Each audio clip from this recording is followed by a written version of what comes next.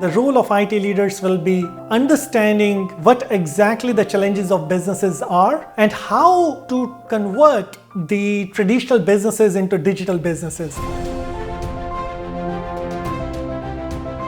I think the successful organizations of the future will probably have a lot of knowledge of digital in the organization's board. And I wouldn't be surprised if the digital leaders of future start to becoming the CEOs of the organization. You really have to inspire people, trust teams, and empower teams. Those kind of softer elements are going to be more and more important in the high-performing teams of the future. Humility and learning mindset are very much linked. If you don't have humility, you can't have a learning mindset.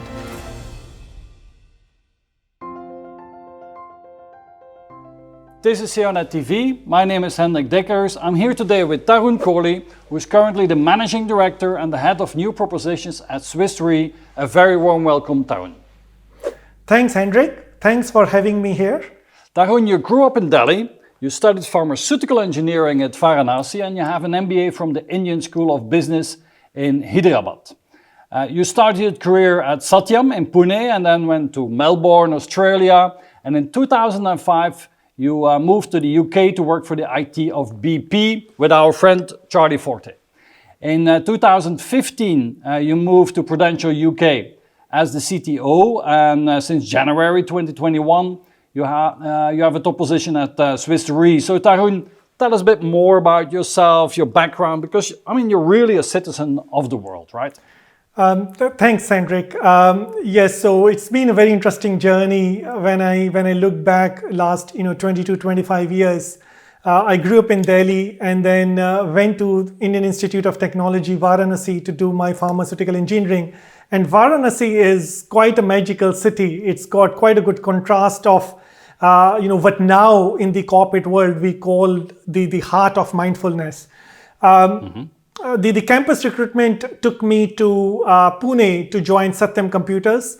I was in India for a year and a half and then went to Melbourne as Satyam's one of the very first employee to set up the center there. I was engagement manager for one of the very marquee retail accounts called Colesmeyer. The next 4 or 5 years I was based out of Melbourne. Also went to Shanghai to share lessons learned from Melbourne. So that was quite a fruitful journey because Australia at that time had not really opened to outsourcing and offshoring. So we were able to come up with very innovative solution like renting out an office, just deposit client's office and showing them how this whole thing can work and help in their efficiency journey. In 2004, the MBA bug hit me very hard and I kind of wrapped everything up from Melbourne and went to Indian School of Business with my 4-month-old son and wife. So it was quite a big decision from a personal perspective. But then 15 months were full of learning journey, and I really enjoyed my stint at Indian School of Business, equipping myself with the skills that MBA provides. And then the career plan was that I had good experience of the ASPAC, wanted to get more exposure to the West, and therefore accepted the offer from BP to come to UK. And then for the next 10 and a half years, I was at BP doing various technology leadership roles. You mentioned, Charlie Forte. The roles under Charlie were full of learning. When I look back into my BP stint, the last 3-4 years were really the heart of digital transformation, where we leveraged big data analytics to address board level challenges. Then I joined Prudential in 2015 and as a CTO and Director of Investment Portfolio for Prudential Global Data Services, which was at the time the digital services arm for the Prudential UK businesses. So it serviced the asset management business, M&G, it serviced the Prudential UK business, it serviced the real estate business. And that was a very interesting journey because one of the first thing I did was starting the Digital Foundations program, getting the foundations of these emerging technologies right. A little over 5 years at Prudential. I then made a move again as I joined Swiss Re, where I'm currently as the managing director and head of new propositions. So it's been a very interesting journey. A key element that also happened in 2017 was getting my first NED role for Mishipe, which is a startup. So I became the board member and non-executive director for Mishipe, which is funded by American Express, Nota Capital. And it was completely an eye-opener for me to see the startup ecosystem, the vibrancy, the optimism, the laser focus on monetization. So with Mishipe for 18 months in a part-time board member role, and then I was invited to be the executive board of advisor for Puppet, which is a significantly large startup. It is about $1 billion markup. So it was good to be part of that advisory group. So having a good experience of the startup ecosystem and taking those learnings and injecting them into day's job, as well as taking the structure of the day's job of the corporate world and supporting the founders of the startup had been quite a good transformational journey. Okay. Now, before we jump into the work that you've done at Prudential, give us a bit of context. What kind of company is Prudential UK? Because that's what we want to focus on in this conversation. How many people? How many millions of revenue? What are we talking about here? So when I joined Prudential in 2015, it was a large conglomerate. The motto was quite clear, helping people to get the most out of their life, helping them to grow their assets, helping them to grow their wealth, and really supporting them to reach their savings goal.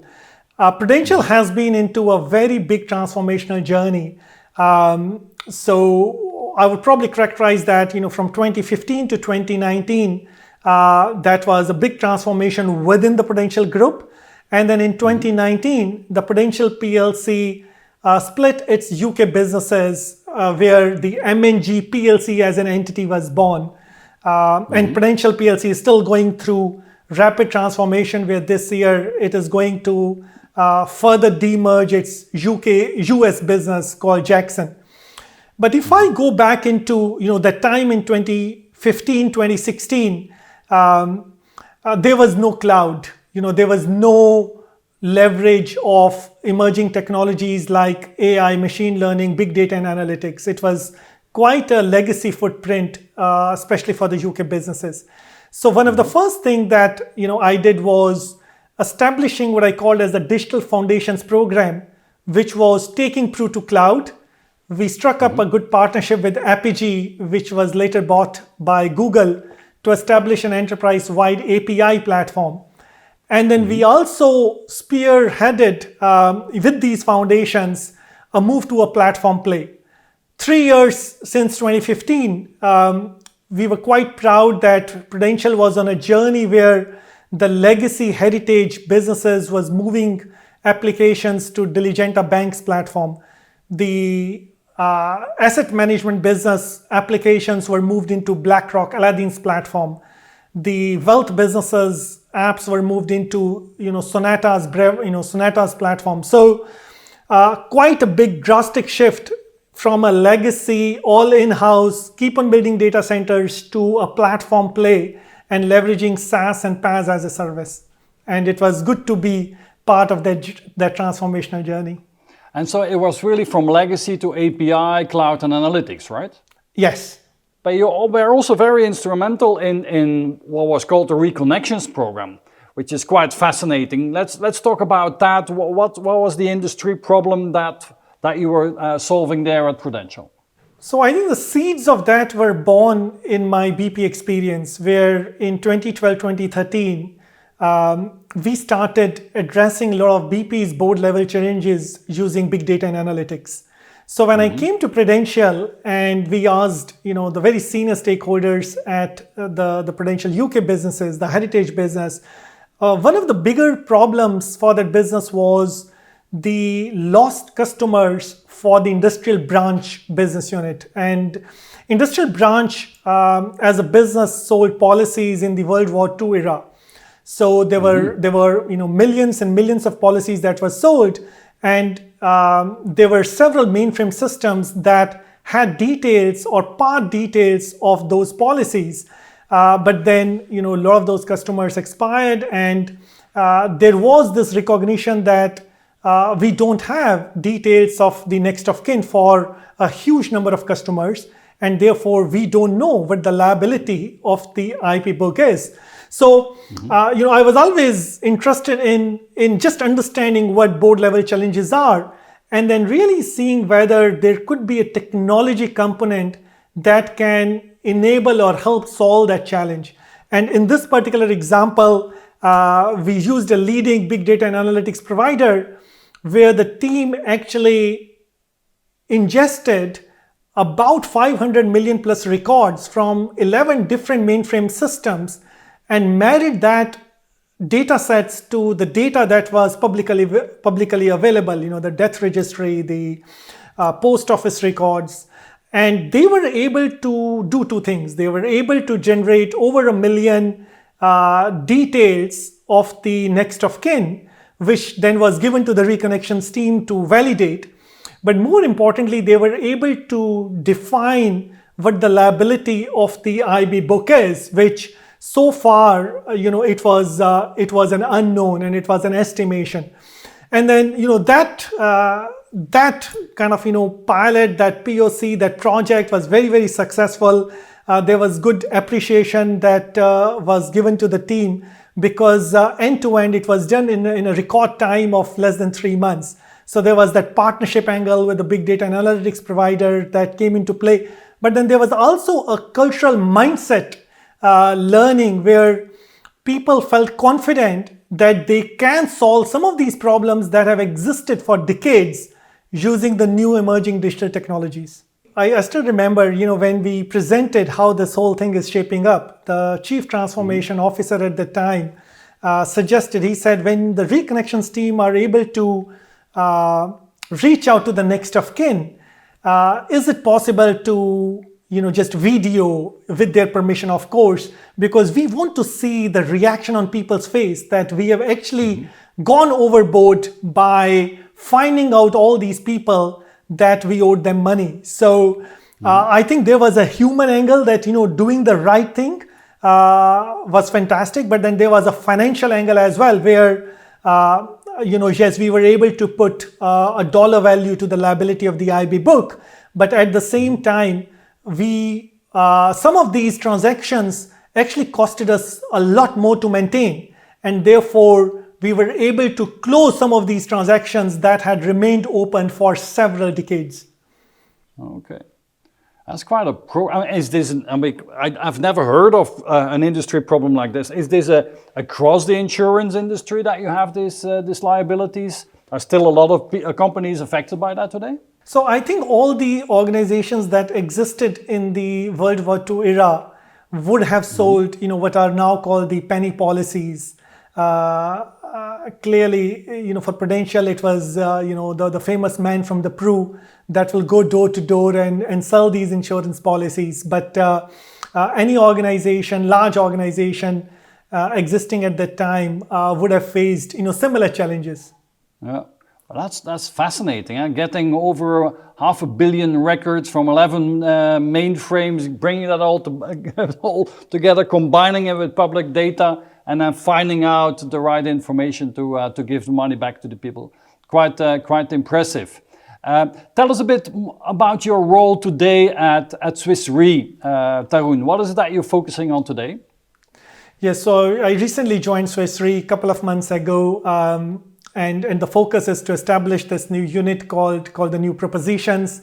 One of the component of that unit will be to establish a rapid prototyping lab, but it is still early days as it's only the couple of months that I've joined the organization. So probably same time next year I will be able to share some of the very exciting kind of initiatives and projects that are going to be part of my remit here. Okay. And you're focusing on transformation, but more from outside of the traditional IT, is that correct? That's right. So this role is outside, the traditional IT, which in some way is very different from the roles that I took at Prudential or BP. Both of those roles were part of the traditional IT. This one is focused around group digital transformation, and one thing which I've learned over the years is that the digital transformation should start from the business. We don't need digital strategy for the business today. What we need is a business strategy for the digital world. And both are very different. Approaches to both are quite different. The first one, which was clearly something that I saw at very close quarters in my BP days, Prudential days, has a tendency to be focused on efficiency, or what I call as the incremental innovation. If you start looking into a business strategy for a digital world, you start from the business. And that's a completely paradigm shift. And I think that's where the future is heading towards, which I would call as the transformational innovation. So in your view, let's say in the financial world, what is the best operating model then for IT and digital? Because I mean, it's becoming complex, and it's business and IT are merging together, they're fusing together. So in your view, what is in large financial institutes, what is the best operating model for IT? So I think as most of the large organizations start going to cloud, to SaaS and PaaS solutions, then the role of IT leaders will change. And the role of IT leaders will be understanding what exactly the challenges of businesses are and how to translate or how to convert the traditional businesses into digital businesses. So one of the examples, that I experienced in Prudential was, we were focusing at the time on optimizing claims management. How do we make sure that when people call for the claims, for the health insurance claims, that cycle time is shortened? And then one of the very senior leaders, gave this vision, and he said, how about if we shift from optimizing claims management and health insurance to preventing claims? And that's a very different mindset shift. And then in the following years, we got a partnership done with Babylon Health. Babylon, as the AI app, then got rolled out in multiple geographies within Asia. But it was a completely paradigm shift. And I think that's where I see the changing role of IT leaders. It's to spot a business opportunity which is very different from what the businesses have done, for the last several, years. Yeah. Now you are taking, let's say, the first steps to go from an IT role to much more of a business role. You see more people around you do that they move from IT to business, and that they bring the digital experience and knowledge, and in that way support the companies to become more digital? Yes, I certainly feel that it's probably an exciting time to be in what I would call as the digital or to be in the IT space. My take is that when you look into last 5 years, all organizations that have reached $1 trillion markup are organizations which grew to be the platform or the ecosystem plays. And I think the successful organizations of the future will probably have a lot of knowledge of digital in the organization's board. And I wouldn't be surprised if the digital leaders of future start to become or start to take roles of becoming the CEOs of the organization. There was a time, 20 years ago when, CMOs will become, will be in the succession plan of CEOs. Then CFOs were there, CEOs were there. I think now my take is that in coming years, the digital leaders will be rightly placed to occupy that coveted position of leading the overall organization. Yeah.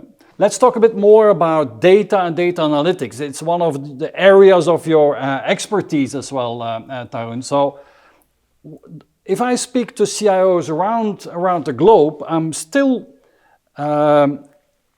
stunned sometimes how immature organizations are dealing with data, how data is still all over the place. I mean, I worked at SAS Institute 20 years ago, and we were building data warehouses 20 years ago, and still today the organization of data is not there, and so the optimal getting insights and out of data and monetizing data is still not there. What is your view on where we are in, let's say, the maturity of organizations of managing and exploiting their data? Yes, so I think the technology is there. So I think it's less about overcoming technological barriers. I think the challenge is on the softer side. I think the challenge is on the mindset shifts of how do we leverage big data and analytics to solve the board level challenges or to solve the business challenges, or to actually have this as an enabler to pursue business opportunities. And that was a learning, from my BP experience. BP at the time, struck a partnership with, Palantir, a big data and analytics organization. And it was very interesting because that was something no one had done before at BP. And we were approaching very senior business leaders. And we were asking them, what is their biggest biggest business problem?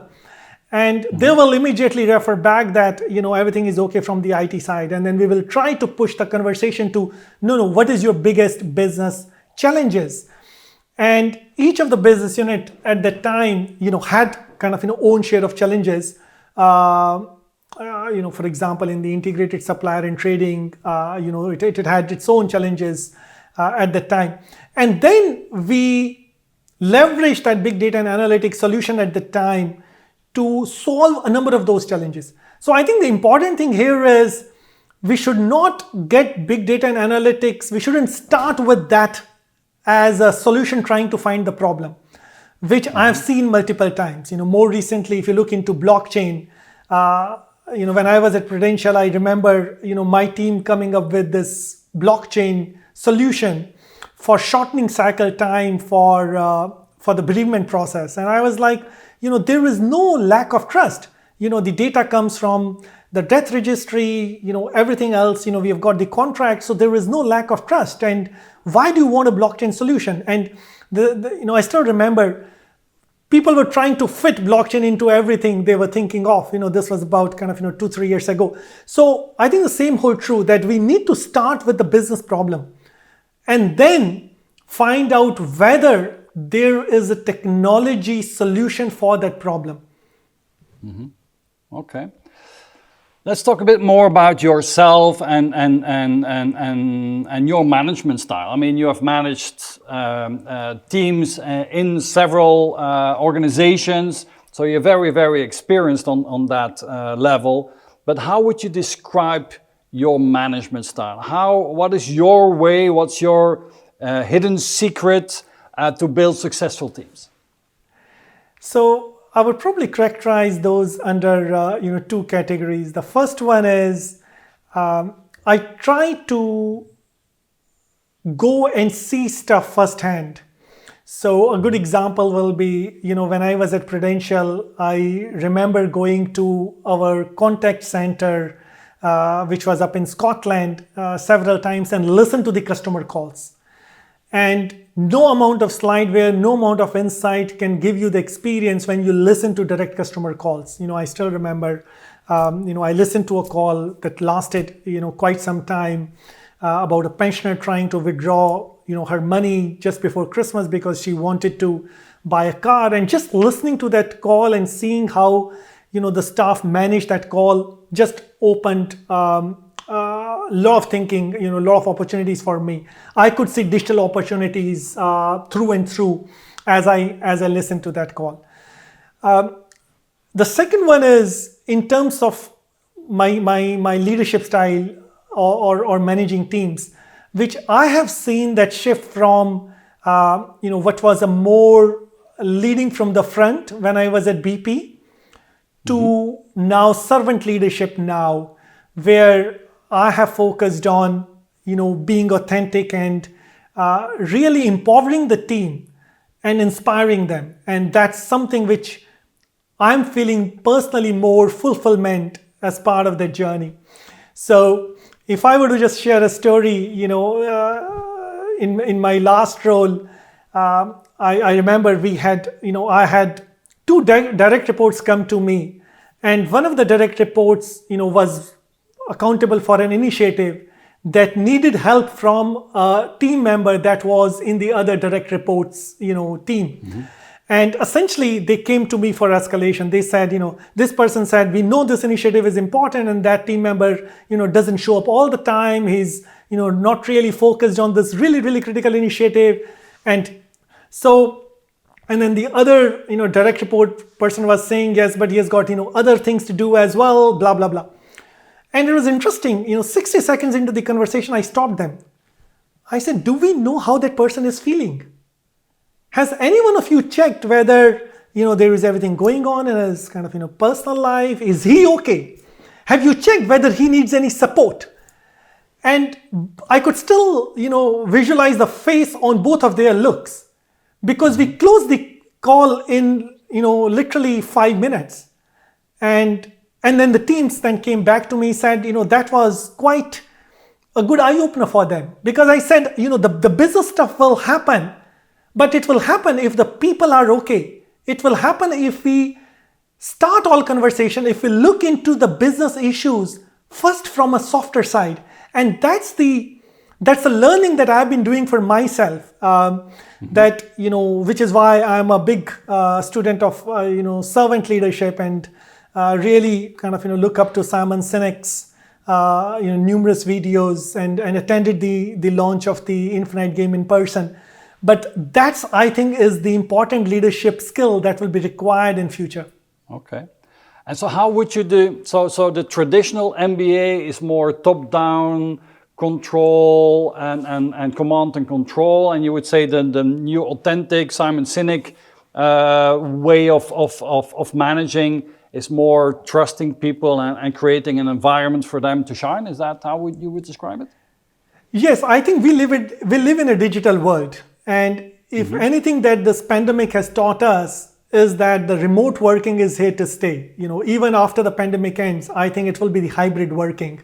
And people will only go to office when they have got real need to collaborate, when they really want to do kind of, face-to-face coffee machine conversations, rather than going to office and then sitting on your desk all day long.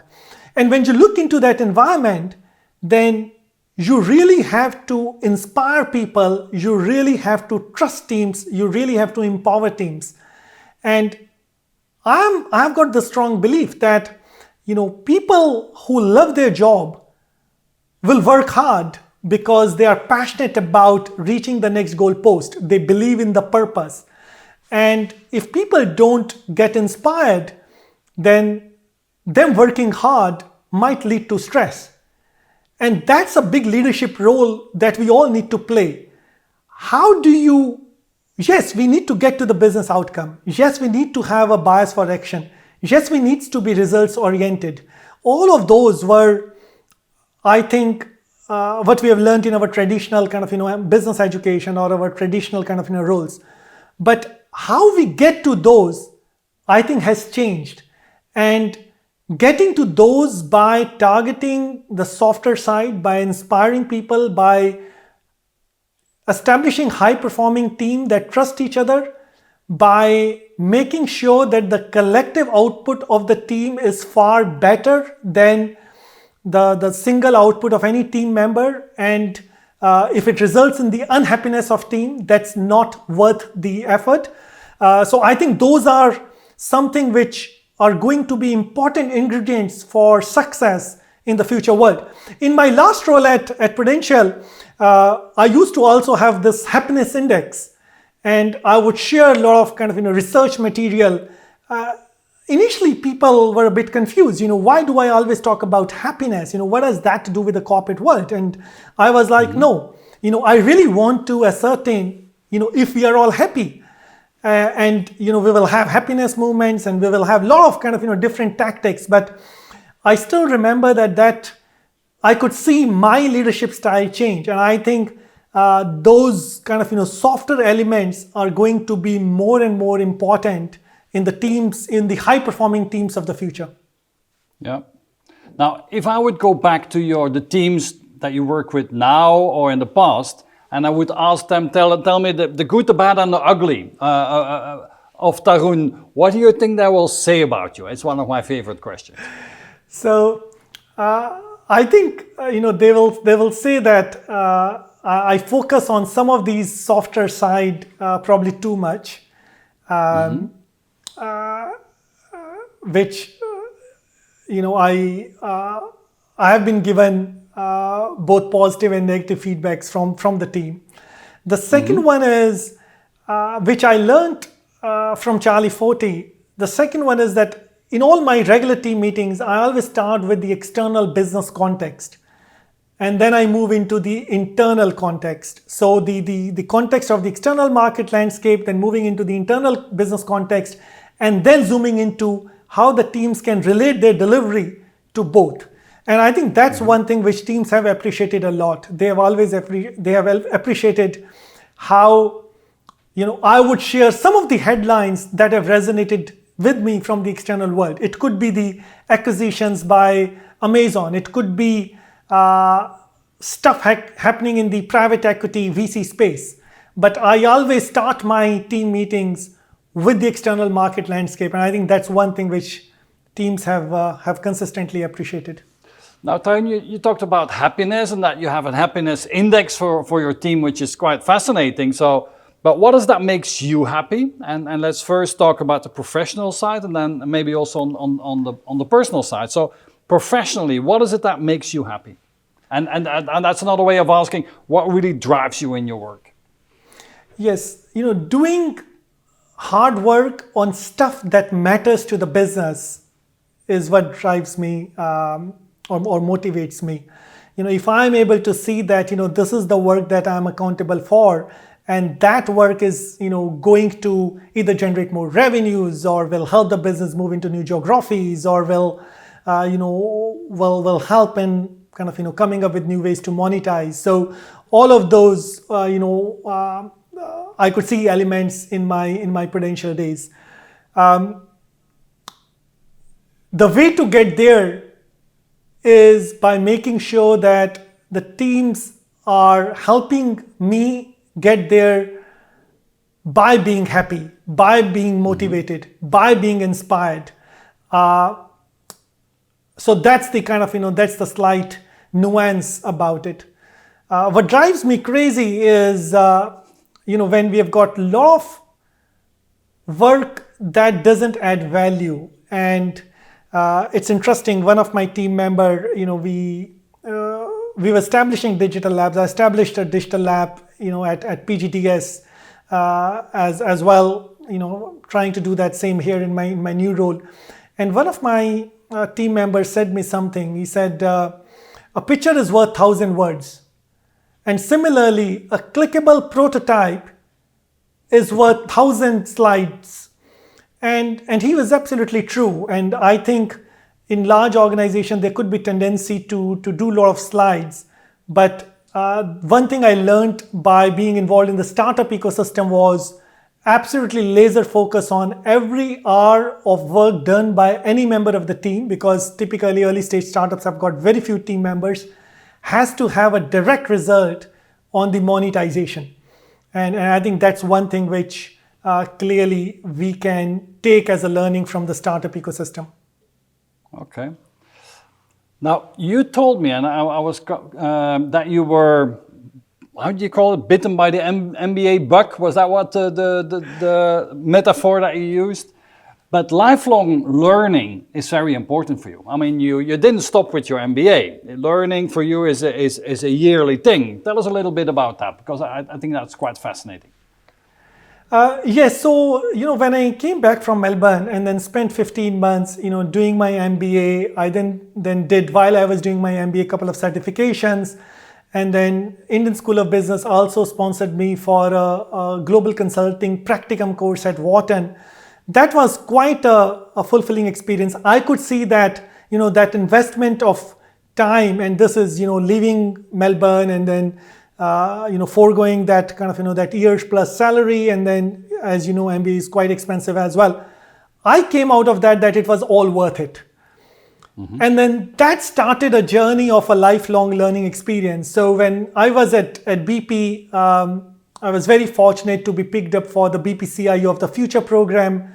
So there were 3 modules at the Boston University School of Management. There was one module where we went to Haas Business School at Berkeley. We also got opportunity to meet, some of the very senior players in the startup ecosystem, like, Vinod Khosla. We also went to Google, met the head of Google Oceanarium team, which was trying to map the ocean like Google does at Street View. So very good learning experience. And then, when I came to Prudential, again, I was very fortunate to be put into the group-wide impact program, which took me to Hong Kong. We had a module there, took me to Denver, had a module there. Then Prudential also was, I was very fortunate for Prudential to sponsor me to Singularity University. So Singularity, based out of NASA campus, and for a week, 8 days, I was able to interact with some very leading futurists, which completely kind of, opened the world of possibilities. So I'm a big kind of, champion of a learning mindset, and something which I encourage my teams. I have been encouraging my teams at Prudential and even now. But then more importantly, it's how do you apply that learning into your day-to-day job? I think that's the bit which needs that extra effort. It's easy to build a network. It's relatively easier to go into a structured program and learn new skill set. More importantly is a reflection, a self-report that I try to do to say, okay, now a year from that learning, what has changed? Is there anything that has changed in how I'm thinking, how I'm applying, how I'm talking, how I'm building my new network? So yes, it's been a very interesting experience.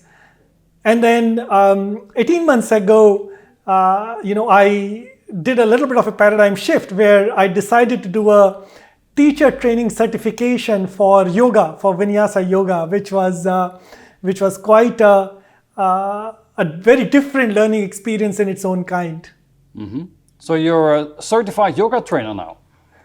Yes. And I understand that runs in the family. Your father was a yoga trainer as well, no? Yes, so when my father got into this quite late, and he was kind of forced because of his health issues. So when in India at that time, the retirement age was 58. So when he retired, then he was having a lot of health issues.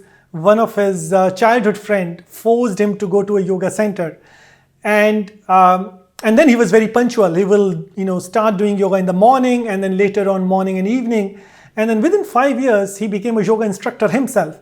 And then he will hold these free yoga camps. And every time when I talk to him, it is so good to see the fulfillment that he is getting by giving people's health back. And what he has taught me is the power of contentment, and that's a little bit related to the happiness index in the corporate world. But when you get into this realm of yoga, there is this power of contentment. It's linked to mindfulness as well, and that's what one day I was talking to him, and I said, what, in India you were able to do all those free yoga camps, but in UK, if I were to do that later in life, I would need a certification. I might not be able to get the certification at that time, so let me start that process now with the plan that I might be able to follow his full footsteps and hold kind of community classes and give people health back. Can you talk a bit more about this power of contentment? Because that's an interesting concept, right? Yes, so it is essentially, yes, focus on the end goal is very, very important. But if we are only focused on the end goal and try to get that by all means, that might not be right. And therefore, being or holding on to your value system and then making sure that you get there by doing the right thing, and therefore by enjoying the journey becomes far more important than the end goal itself. And one of the themes of contentment is to be happy in what you have. And it's a little bit philosophical or a little bit spiritual as well, if you allow me to go into that space. It is actually having faith in a supreme being, and being okay and having trust that everything will work out to be fine, as long as you are doing the right thing, as long as you're holding on to your value system, as long as you're holding on to your beliefs. And that's what I've learned from him, and I continue to learn that every day. He's now 76 plus, but every day when I speak to him, there is a learning or two that always comes along. Now you talked about happiness in the professional space. Let's talk a bit more about happiness in the private space. I understand. I mean, yoga is important for you. Meditation is important for you. Your father is important for you. What else is it that really makes you happy in your life? So being able to balance professional and personal life, I think, is very important to me. And personal, I would characterize as being able to spend time with family, as well as being able to take care of myself, take care of the health. So I'm very fortunate to have a very loving family. So I've got a 17-year-old son who is very good in badminton. So we try to make sure that every weekend, every Saturday, every Sunday, we go for a badminton match. If I win, I'm very happy. If he wins, I'm even happier. And my target is, just to make sure that I at least win 1 out of the 6 matches we play every time. So that's kind of make me very happy. I've got twin daughters as well. They're 13 years old, and spending time with them is definitely makes me very happy. But then there is also a lot that we can learn from children. Children don't take the baggage along, which sometimes we adults do. So if they get if they get sad one day, they are absolutely fine, thrilled the next day. And I think that's something we can learn from the children. Curiosity is another thing we can learn from children. I have certainly learned from my children, which is something we should apply into the corporate world. We are very much focused in the corporate world to find immediate answers, rather than focusing on the right questions. And then if the questions are right, they will get us to the right answers. And I think that's what, that whole curiosity theme is something which I have certainly learned from my children. Let's talk a bit more about values. I mean, you said living by your values is important. It's not only important to reach the goal, but all the journey to get there needs to be in sync and with your values. So what are the core values that you are passing on to your 17-year-old son and your twin daughters of 13? So I think I would probably say couple of things. I would probably say 3 things. First and foremost will be humility, and that is something which I have seen at very close quarters. Some of the board level roles that I did at the startup ecosystem, I saw their growth when they were a 3-member team, a 6-member team, to when they really took off, and I saw that the founders were still very humble. And humility is so important, because humility and learning mindset are very much linked. if you don't have humility, you can't have a learning mindset. So that is one thing which I keep on telling my 17-year-old. The second one is authenticity. And this is something which I've shared with my team as well in the past. A lot of time when we ask people, how are you? It's just a formality. We want to actually immediately go and discuss the real thing. And it's interesting that, I reflected on that. I was doing exactly the same thing. And then I thought, let me just do a change. The next time when I am asking someone, how are you? I'm genuinely interested in the answer. And it's okay if that 30-minute meeting slot gets taken by 7 minutes of just discussion. That's okay. And we will deal with the consequences later on. And that has completely changed the way I have started building relationships. Because sometimes when I ask people how they are and they start telling something, I actually become interested in what they're trying to say. Same goes true for the corporate messages. I think the world that we are getting into, it's a very connected world. People interact outside kind of, corporate boundaries. And therefore, if the leaders are not authentic, then it's very difficult to build trust not only within the teams, but even in the outside network. I truly believe that 10 years from now, the way of working will be portfolio careers. And then you would want how you attract the really high potentials, the people who are now graduating from the college, from the universities, to have your work as part of one of their portfolios. And for that, having authenticity, having trust, having humility is really, really important. And the last one, which I keep on telling my kids is, do hard work and don't just focus on the end result. This is something which you would see kind of permeate in the many examples. But a lot of time when my son comes and says that, either the test was difficult or, he's trying to prepare for a competitive exam, the only question I ask him, ask yourself, did you do your level best? And ask yourself what else you could have done better, and implement that in your kind of next test, in your next competitive exam. Okay, super. Now let's talk a bit more about your personality, Tarun.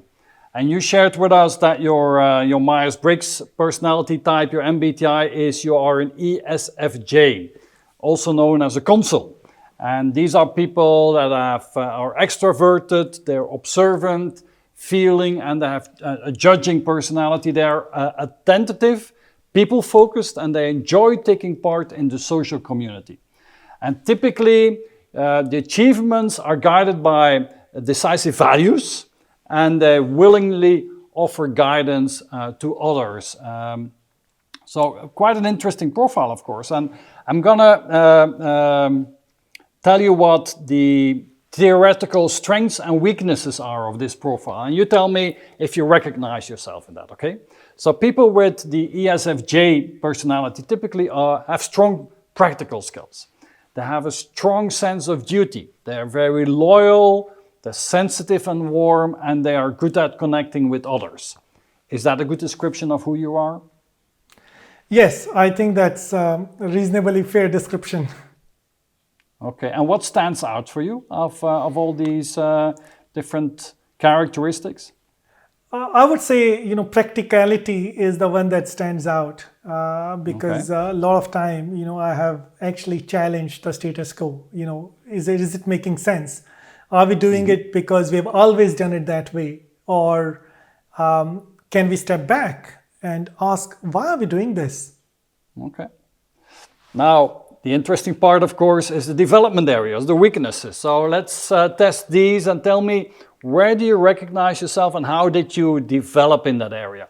So sometimes people with this personality type, they will be worried about their social status. They can be inflexible.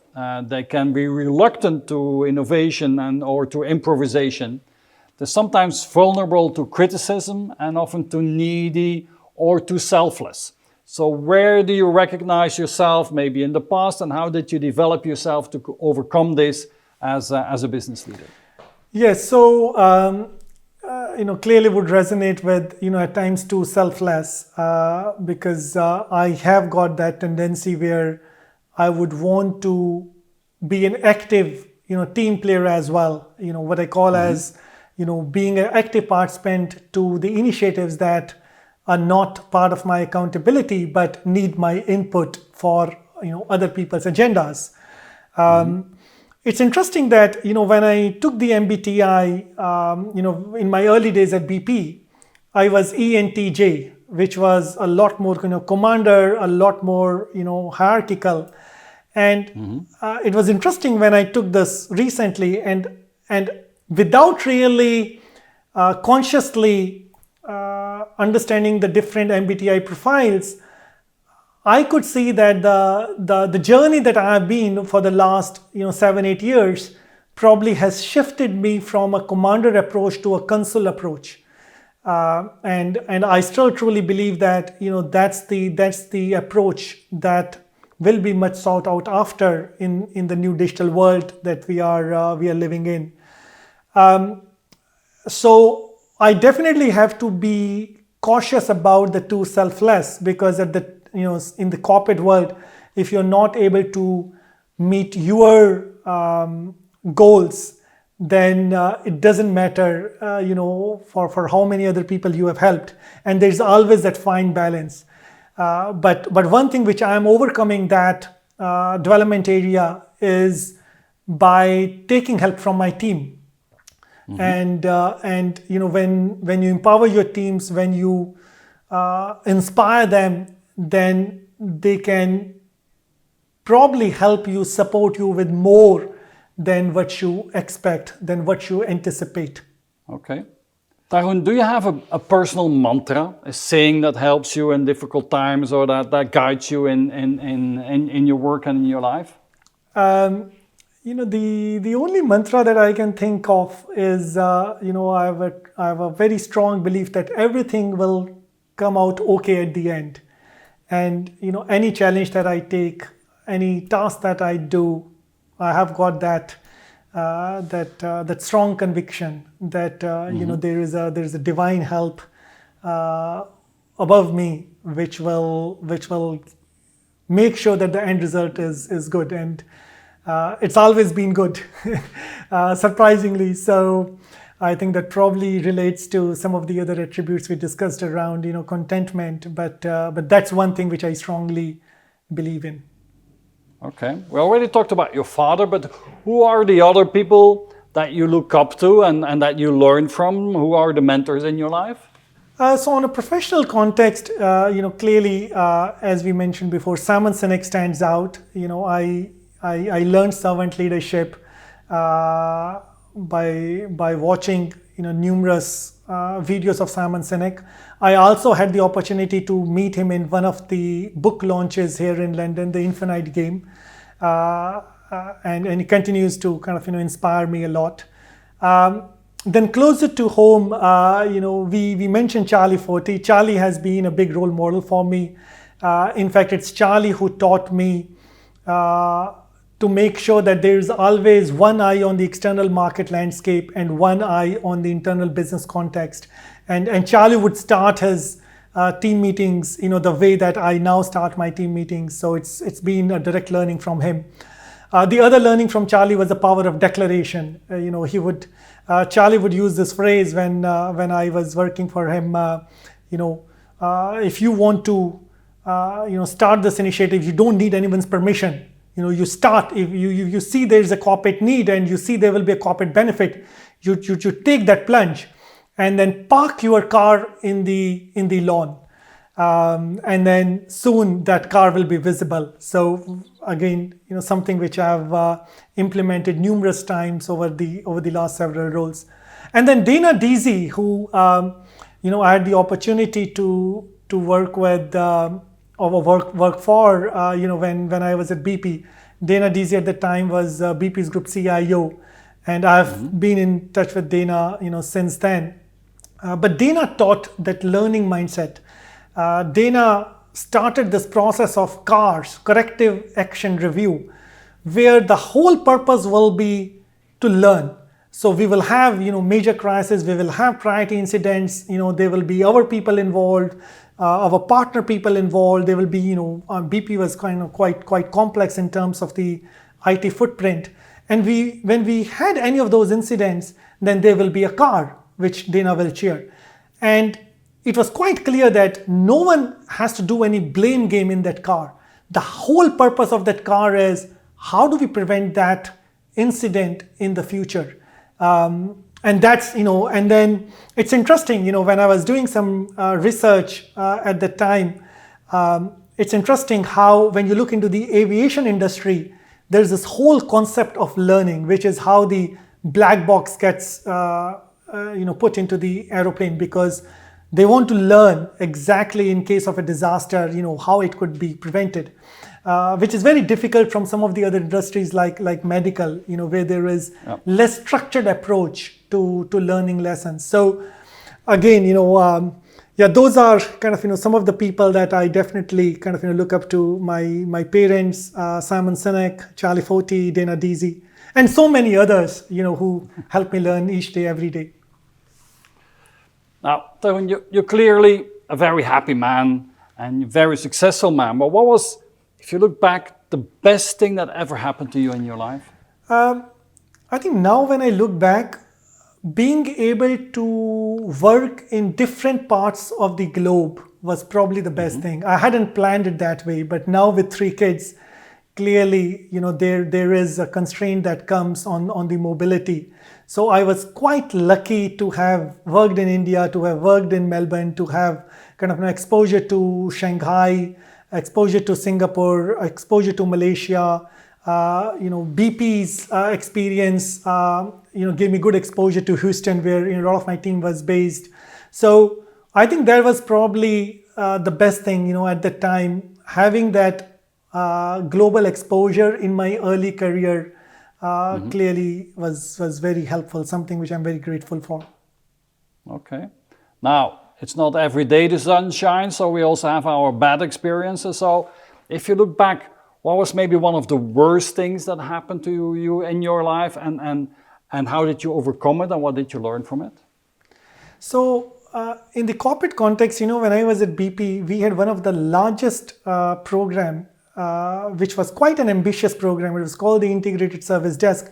We were consolidating some 15 different fragmented service desk, scores of different problem management, configuration management systems, all of that into one. And it was quite an ambitious task, to support the efficiency targets at the time. And that did not go to plan. And what happened was that it was an outcome-based contract with a partner, and it became so bad that we had to apologize to very senior business leaders, because there was a lot of attrition in our partner offshore organization, and I've got still big scars from that whole experience. But it taught me so many things. It taught me that because the world that we are going into, we need our partners. We can't do everything alone. But when you partner with someone, you don't relinquish your accountability, and therefore you need to have the right lagging and leading indicators so that you can have a hand on the pulse. The other thing which it taught me was stakeholder management. Bad news told early is not that bad news, because you can do something about it. We left it too long. We knew, first of all, it was a surprise because we had no leading lagging indicators that that attrition has happened, and the calls were taking so much time. The business was really, really suffering. Secondly, we were in a state of denial. The teams was in a state of denial. I was in a state of denial. And then when we finally got the reality, we did not come up with discussing with the business how we now get over it. We kept on delaying it. We tried testing one approach, one failed approach and another failed approach. Yes, when I look back, I still remember Charlie calling me, Dana calling me. We declared that program a disaster, but huge learnings. In fact, now when I build teams, I actually focus on what difficult experiences people have got, because I think the high performing teams of the future, you want people to have scars on their backs. You want people to have gone through those experiences, because those are the learning moments that you cannot get from textbooks. In your personal life, what is it that you love most and what is it that you fear most? In personal life, spending time with the family is probably the happiest time. The weekend badminton games and playing with my twin daughters, or going on a long walk with my wife. Happy moments. In terms of fear most, on the personal side, it's a little bit about my parents. India still is going through a very bad COVID scenario, and both my parents are 76 plus, and I tell my father and mother every day not to step out of the house. They were definitely listening to me in the early part of COVID, but now this pandemic has been going for more than a year and a half, and for their own kind of mental well-being, they now go and walk around the block. But still, I just hope that India comes out of that pandemic quickly, because that's something which keeps me awake at night these days. You left India quite some years ago, so you go back on a regular basis? Yes, so I left India late '99, and every year we have been going. Some year we have been going 2 times, and this is the only time that we have had a gap of more than 18 months because of COVID. Mm-hmm. But yes, India has taught me a lot. It's a very interesting place.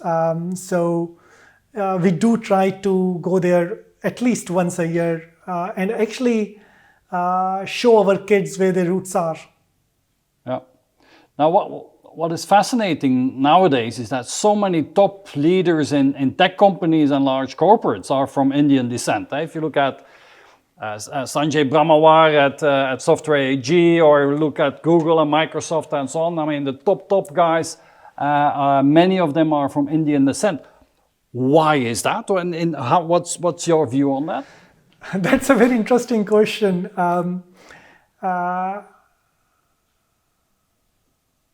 I can only resonate that I think it's the value system of most of the people that have grown up in India. Still there is a very strong belief of integrity. There is a very strong belief of contentment. There is a very strong belief of humility, doing the right thing, helping, or the joy of giving. In fact, there is an institution in India which is called the Art of Living, which has got its branches kind of all over the world. So this is my take, which is when you look into bigger things in life, having these value system can get you to the top position, because you're not focused on getting to the top position by all means. It's interesting how many people knew Satya Nadella before he became the group CEO of Microsoft. He was not a very popular or very known personality. Same holds true for Sundar Pichai. So I think this is my belief. I've never had the opportunity of speaking to any of them, but this is my belief that they were probably focused on doing the right thing, and then the journey got them there, rather than getting to the top position by all means, and therefore leaving a lot of kind of dead bodies of your teammates behind in pursuit of that top post. So Tarun, these videos are watched by many people around the world, and many of them are young, ambitious professionals that want to become the digital leaders of the future. So what would your advice be with your 20 plus year of experience? What would you advise young, ambitious professionals if they want to become CIOs, CTOs of the future? So my advice will be aim high, because if you aspire big things, then you will definitely get there. The other one will be, as the young leaders get into their busyness of corporate life, they need to make sure they don't lose that thinking time, that introspection time. It's interesting. One of the advice I gave, a lot of my friends as well as my team members during pandemic was, I said, if you can't go outside, go inside, connect to your inner self. And I think that's very, very important. The other will be curiosity. And, framing the right questions becomes a lot more important than rushing to get the answers. And the last one, which I would advise, people joining the workforce, it's really important to have a variety of experience. Doing the same thing for 10, 15, 20 years doesn't give you that exposure than having a whole variety of experience. If I were to look back, I would have done a stint in, private equity or VC space. I was quite fortunate that I was able to get involved into the startup ecosystem, which has given me immense learning. So having kind of, a traditional corporate role, having a startup ecosystem role, having a private equity VC role, the more variety of the roles are, the more learning opportunities they will bring. And then most importantly, have that learning mindset to absorb those learnings as you go along in this journey. Now, Tarun, you are an active member of CIONET in the UK. You're in our advisory board. Why do you spend time in our community? Why is being active in the community important for you? It is primarily two things. One is to keep on building the network. And I think the world that we are entering into, the network or the social capital that you build, both on a professional and a personal side, will be priceless. And the second one will be, to learn and share my own experience. I have learned so much from this community ever since it was founded many years ago. And I would want to kind of, keep on sharing my lessons learned, learn more things along the way. And therefore, I tend to become actively involved. Okay. And on that note, Tarun, thank you so much for your time. Thank you for sharing your vision, your experiences, your professional views, your personal views. I really enjoyed it. And I look forward to have a nice dinner, a CIONET dinner together again in London. Thank you so much for now. Thank you so much, Hendrik. Thanks. Take care. Cheers. Bye-bye. Take care. Bye-bye.